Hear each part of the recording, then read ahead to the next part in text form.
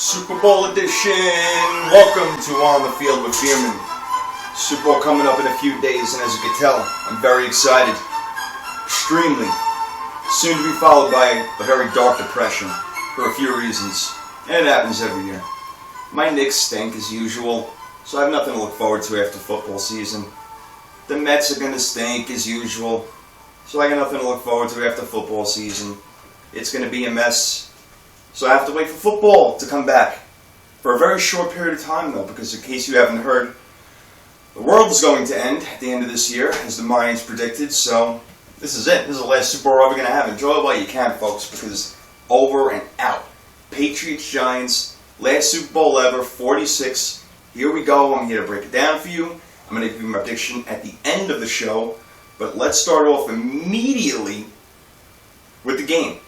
And the biggest deal of the game right now is Rob Gronkowski and his injury.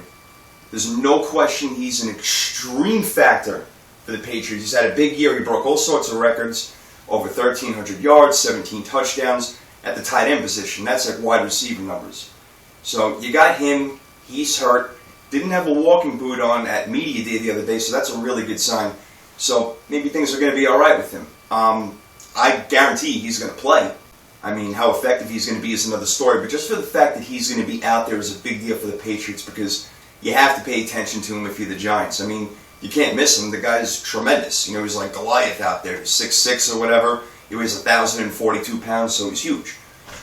You got to account for him, you got to account for Hernandez, and you got to account for Welker, who everybody seems to be forgetting about. The guy I have the numbers right here, 122 receptions this year, again over 100 yards. He had over 1,500 yards receiving. The guy's awesome. 9 more touchdowns. So every year he's great, and I think that's why we kind of take it for granted because he does it every year, and now it's a Super Bowl and you forget about him. He's so valuable.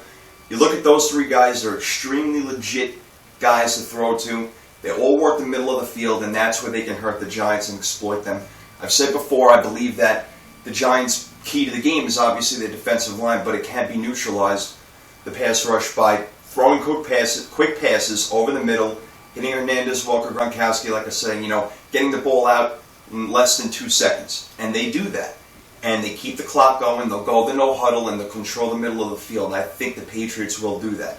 And again, those are the three guys that you got to look for. There's one other dude that we don't really talk about too much. That's Chad Johnson, no Joe Cinco.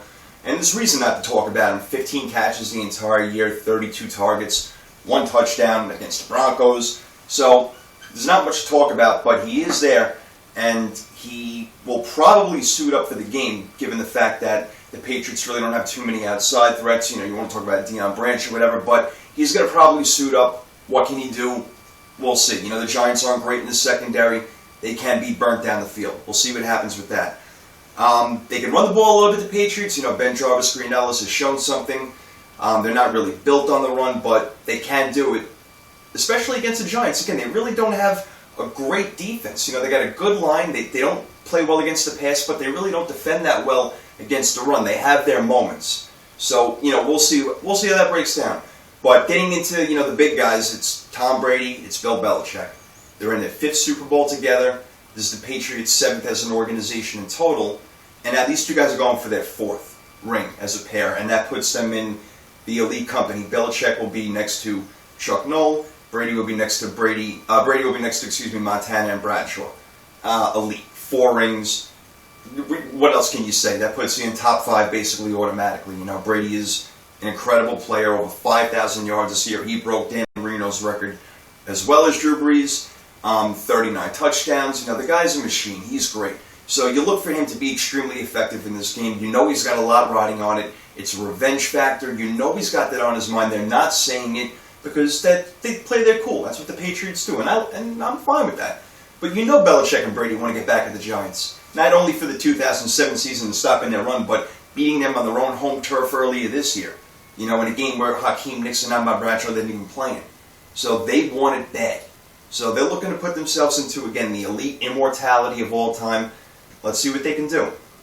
Welker, to me, will be the key guy for the Patriots moving into this game. I look for him to have over 100 yards receiving. Maybe get into the end zone. I'm not sure about that, but he'll probably have a good 8 to 10 catches. So he'll be their key guy, whether Gronkowski is hurt or not. The Giants' key guy, I believe, you could talk all about their big three wide receivers. They got Hicks and Manningham, and they got Cruz, and I'll get into them a little bit, but I think Ahmad Bradshaw is the key guy, X factor in this game. Not really accounted for as much. The Patriots are going to concentrate on the pass as they should, so Bradshaw can beat you out of the backfield both with the rush and catching the ball.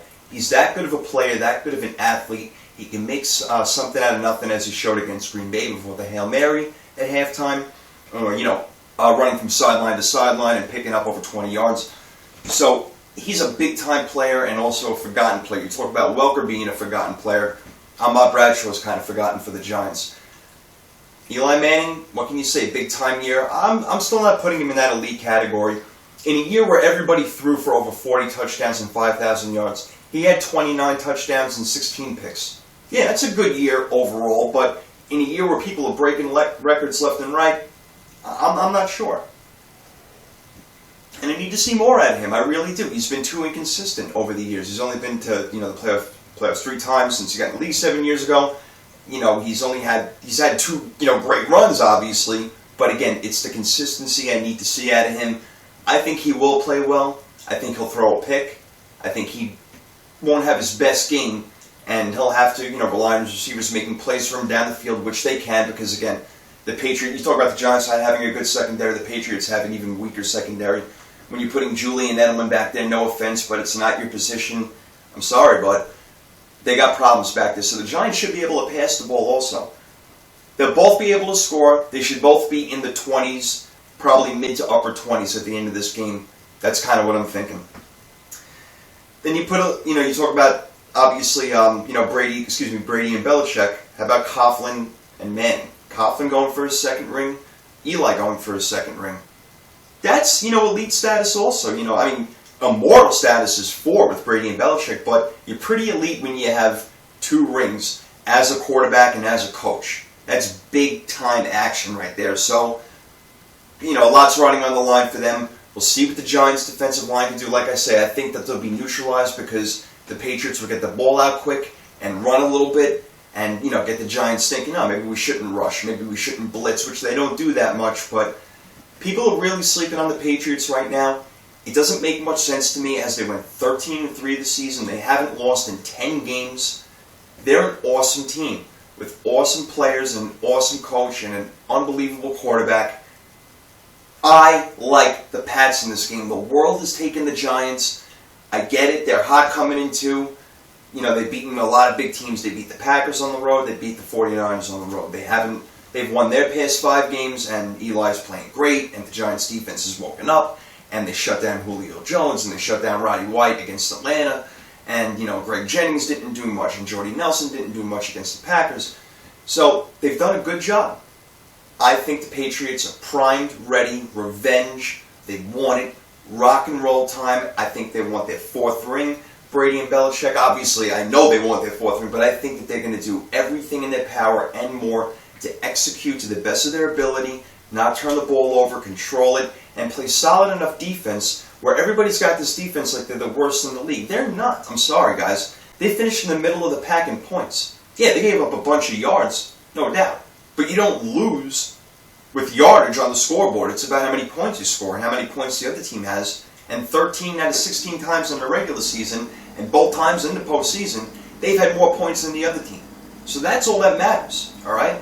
They were 16th in the league in laying up points this year. That's not too bad when you have a top 5 offense. We'll see how it pans out. My final score, I think the Patriots win it, and I think they win it 28-24 with a defensive stand by the Pats at the end, where the Giants are going to need a touchdown, but the Patriots will stop them. They'll stop Eli, whether it's a sack or a pick, whatever it may be. I like the Patriots winning 28-24. You heard it here first. That's Super Bowl prediction, and I got you. And we're coming back with more. I want to break down Peyton Manning and where we think he may go. A great interview with Jim regarding his career, talking about Jim Irsay. He was not so candid, but he gave you an idea that he really wants to play, and he's working really hard to come back. So we're going to get back into that a little bit. Thanks for sticking with me. I appreciate it. Always, again, check out the website at sports4fans.blogspot.com. That's sports, the number 4, fans.blogspot.com. I love you all. Thanks for hanging with me.